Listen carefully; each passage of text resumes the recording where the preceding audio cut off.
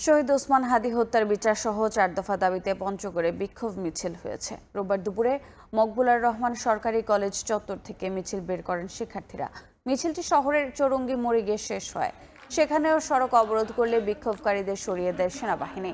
এ সময় বেশ কয়েকজন আহত হন। এর প্রতিবাদে রাতে বাংলাদেশপন্থী শিক্ষার্থীদের ডাকে ফের জেলা শহরে বিক্ষোভ করে ছাত্র জনতা।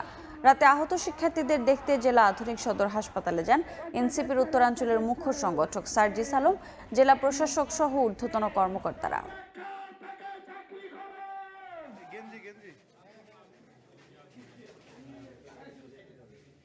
যারা আন্দোলন করছিল, যারা পঞ্চগড়ের জুলাইয়ের সম্মুখ সারির যোদ্ধা, এরকম 5-6 জনকে টার্গেট করে আলাদা আলাদা করে টেনে হিসড়ে জেলা পরিষদের ভিতরে নিয়ে যাওয়া হয়েছে।